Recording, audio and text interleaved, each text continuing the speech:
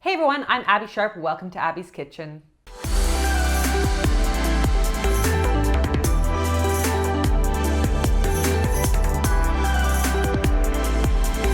Today's video is going to be a bit of a doozy, but it was so heavily requested, so we're going to be reviewing Caroline Deisler's 10-day body reset program. But first, let me tell you about my sponsor, Luna. So all of my regular followers know that I struggle big time with sleep. I just find that after a really hectic, stressful day of fighting pseudoscience and also being a mom, it is hard to turn my brain off at night. And I've done all the recommended exercises, but it's almost like the harder I try to sleep, the harder it is to sleep. I mean, leave me a comment below if you can relate. So I was really excited when my friend told me about Luna.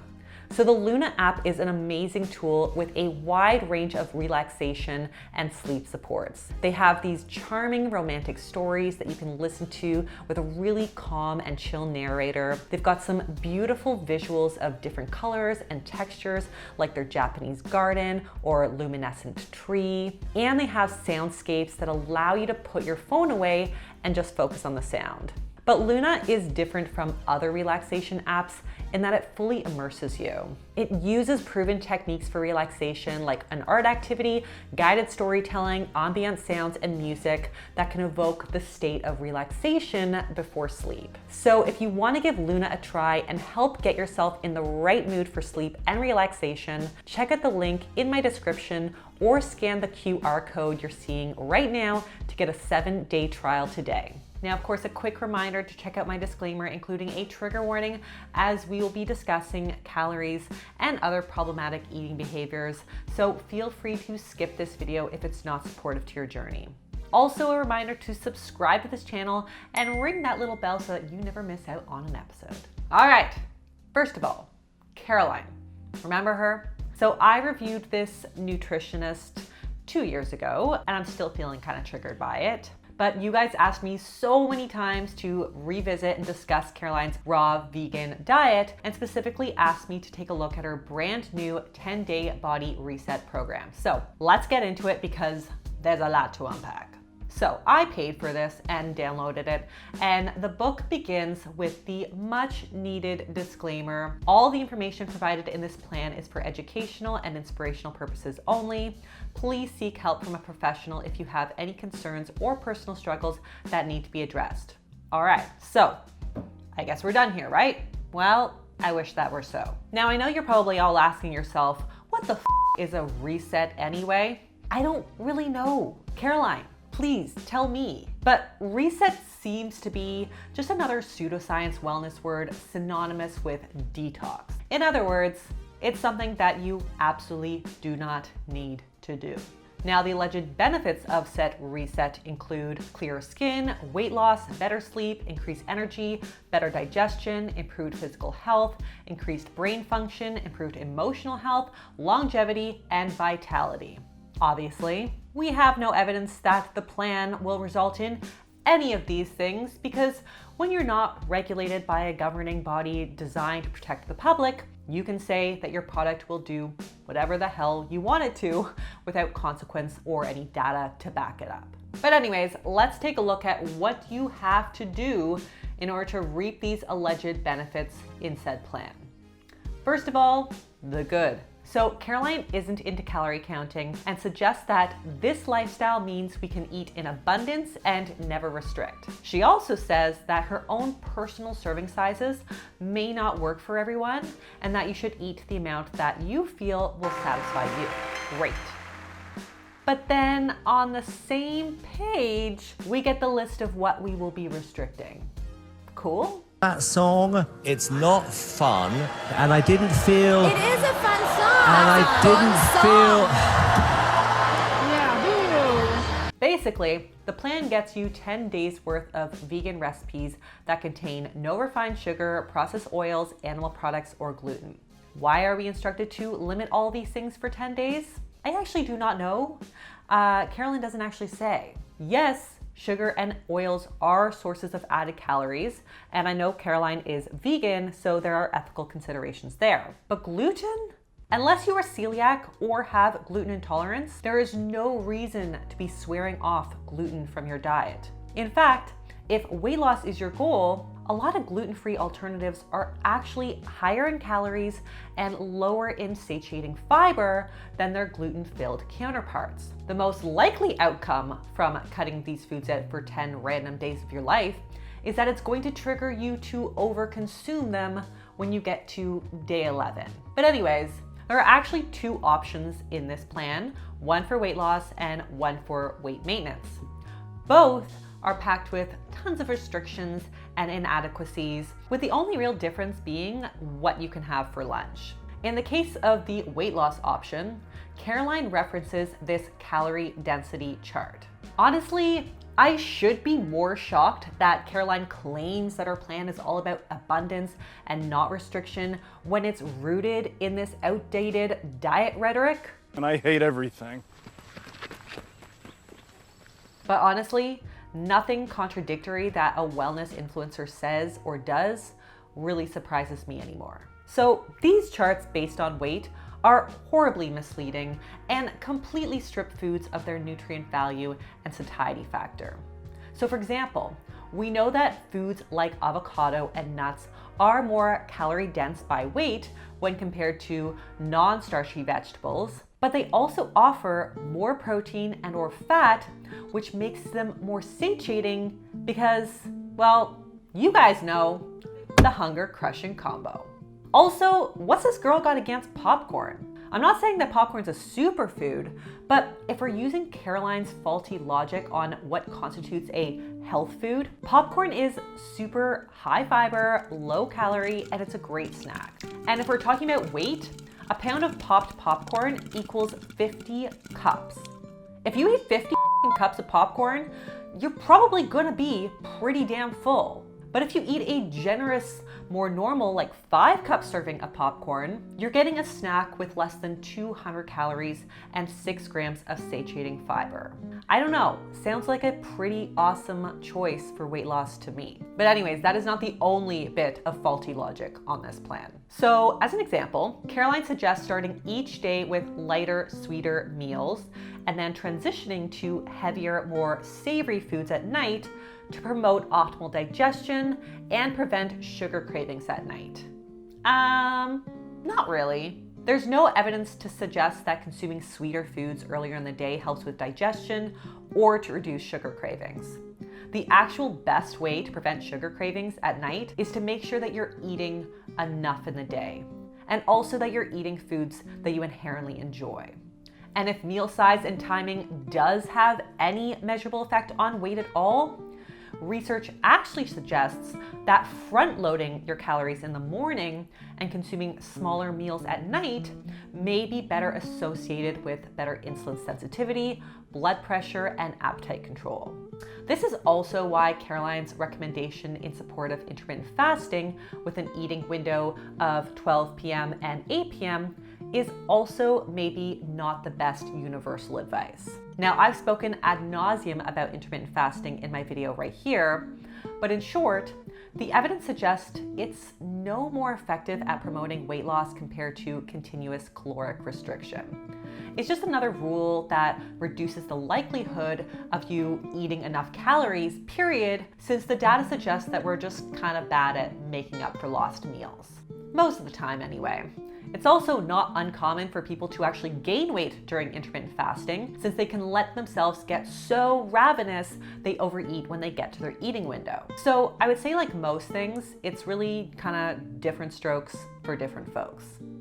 Now, if this doesn't sound like torture enough for 10 days, what's potentially even more problematic is the insinuation that this is more of a lifestyle thing. Yeah. Caroline actually suggests that this plan is something that works long-term and is sustainable. No, Caroline. No! God, please, no! No! Cutting out all oils, sugar, gluten, animal products, and shunning healthy, nutritious foods like nuts, seeds, and whole grains due to their caloric content is not a lifestyle. It's an eating disorder. To suggest that anyone should be taking on this diet short-term is problematic and misinformed. To suggest that anyone be taking on this diet long term is dangerous as f. So let's talk about what you are actually going to eat. So since Caroline is mostly raw vegan, she suggests getting most of your protein from foods like nori, avocado, and mushrooms. So let's try that, shall we?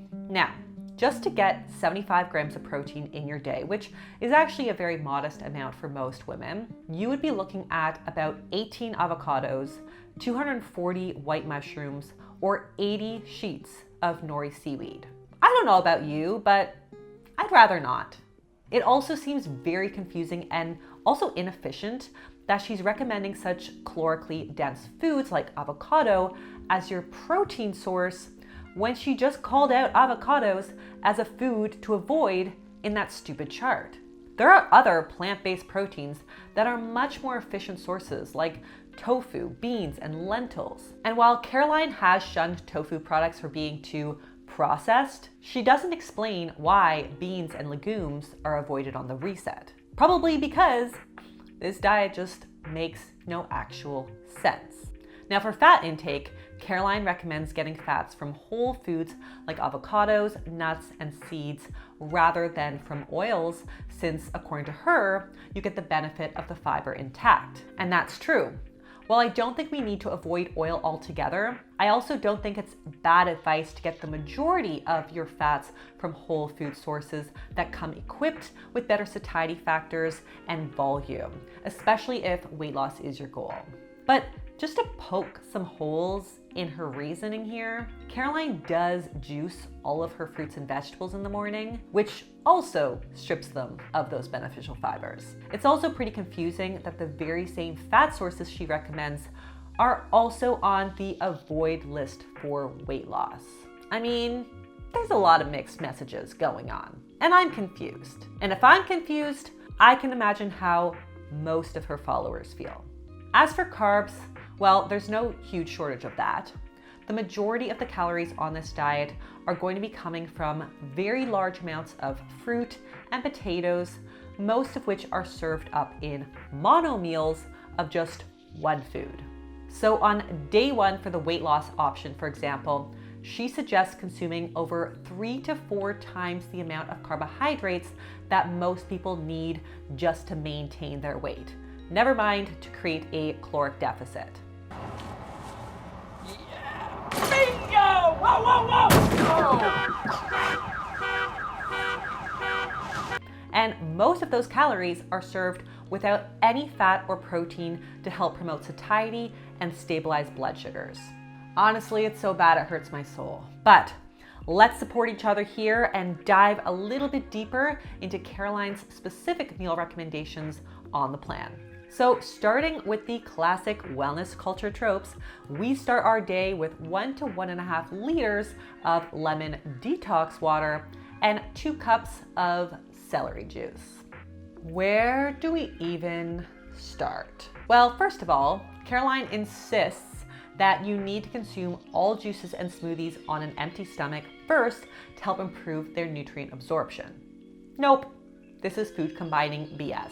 Having fat or protein in your stomach when you consume fruits and vegetables will not cause any kind of digestion or absorption traffic jam in your gut. Our body is well equipped to send out the right cocktail of enzymes to help your body break down whatever is on board.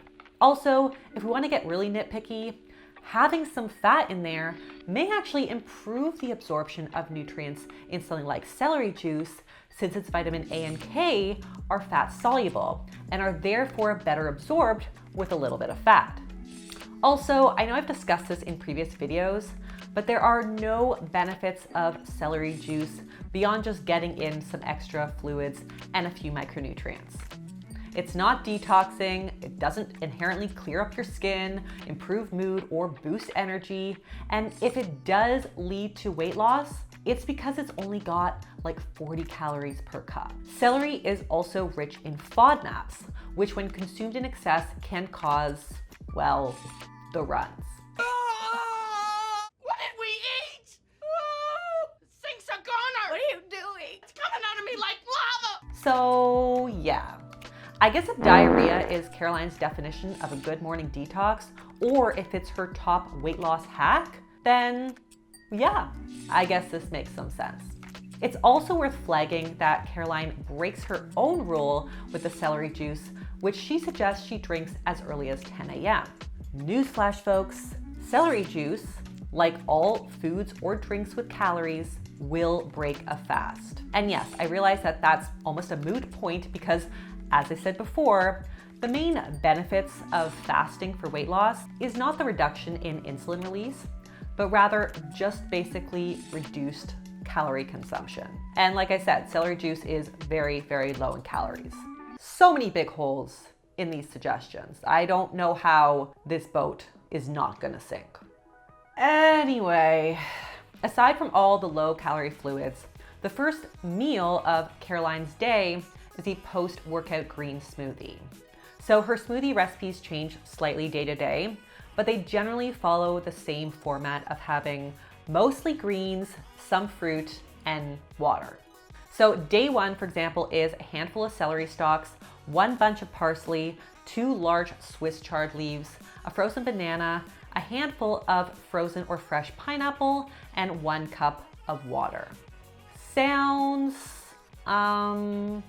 nutritious? Now, while I appreciate the solid variety of fruit and veggies in here, I would love to see some fats and protein to really bump up the satiety factor. And like I said, improve the absorption of those fat-soluble vitamins. So maybe some nut butter, protein powder, silken tofu, or a higher protein plant-based milk like pea or soy, which I know, yes, I know, these are suggestions that defy her BS rules. Interestingly, Caroline actually explicitly says that her smoothie isn't intended for it to keep her full. She actually wants to digest it quickly so then she can just get on with her lunch. I mean, I've never understood this concept. Like, if weight loss is your goal, why would it seem like a good idea to drink almost 200 calories that will not even contribute to satiety? But anyways, I digress. Moving on, lunch usually consists of the infamous mono meal, aka just a ton of fruit.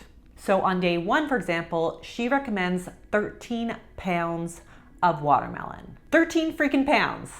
That is probably not gonna feel so good. At least it wouldn't for me.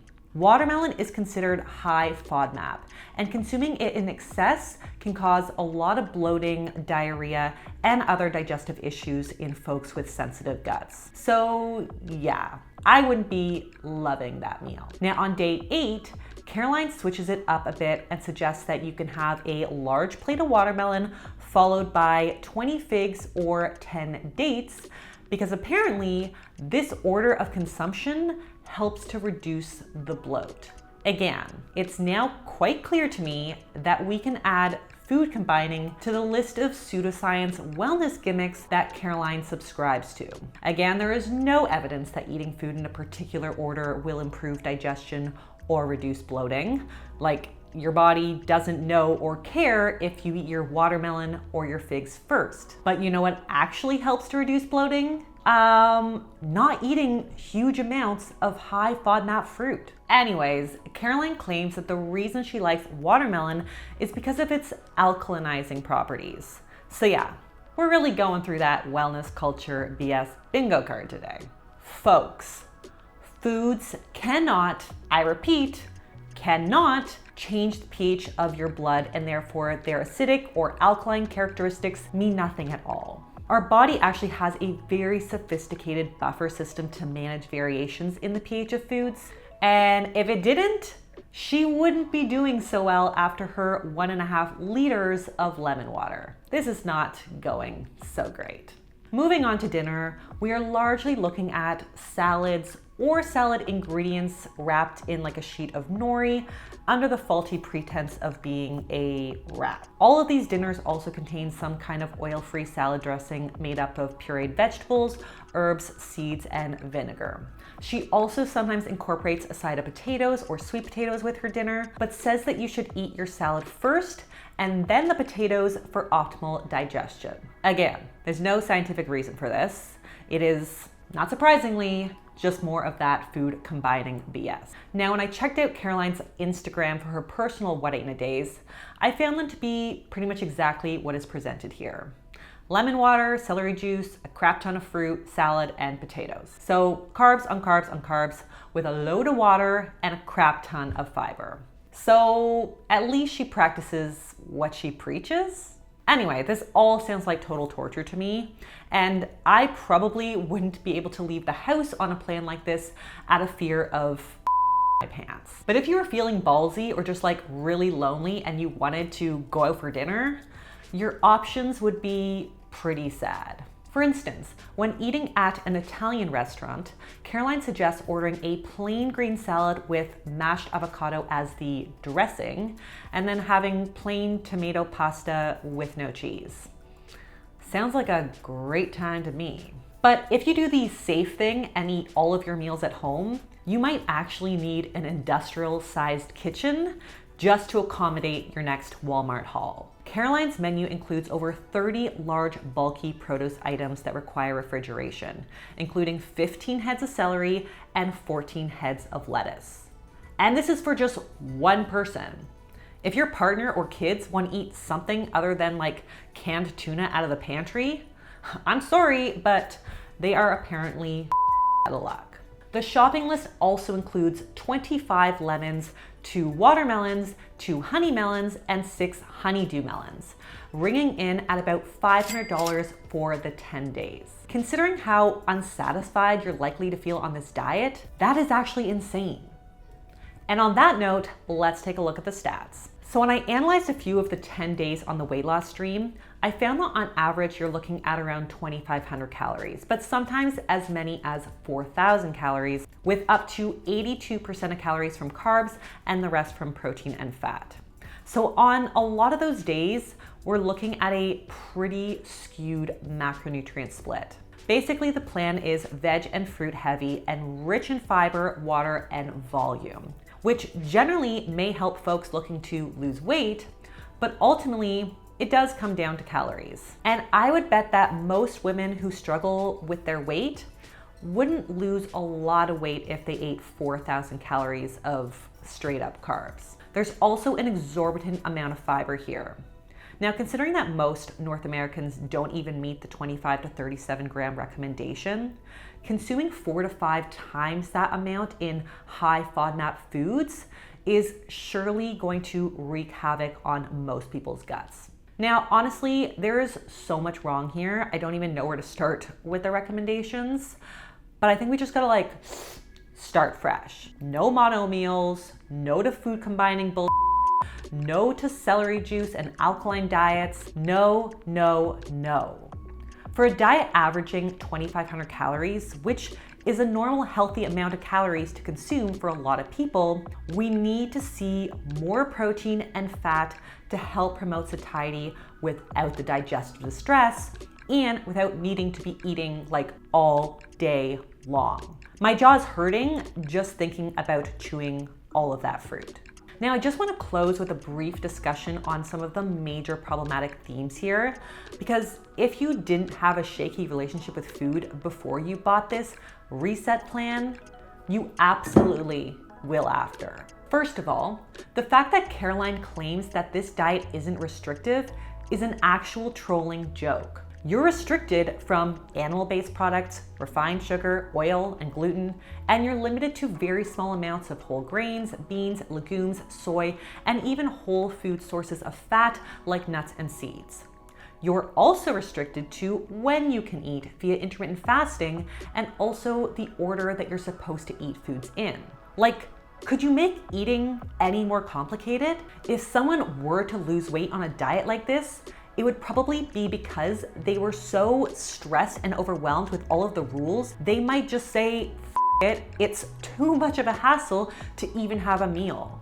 Now, I also looked at a bunch of Caroline's Instagram posts and found them to be riddled with diet culture and pseudoscience. From demonizing sugar to suggesting mono meals to deep bloat to sharing recipes for a flat tummy, etc. This account is toxic. Hard stop. So in conclusion, Caroline's ebook is so confusing and misinformed. I am not even sure how it makes sense in her head. If you do this for 10 days, you will likely be very hungry, unsatisfied, and actually probably very bloated. And if you do this for longer, you will be likely malnourished. If you lose weight, it will be from water or from sheer unhappiness and boredom from all of the mono meals and crazy rules. And if you don't lose weight, it's because you're eating massive portions of fruit. In either scenario, your relationship with food is sure to suffer, so I just really don't see what the possible benefit could be. I'm sorry, but there are better ways to spend your hard-earned cash than this body reset. So for so many reasons, I give this a huge pass. And on that note, that is all that I have for you guys today.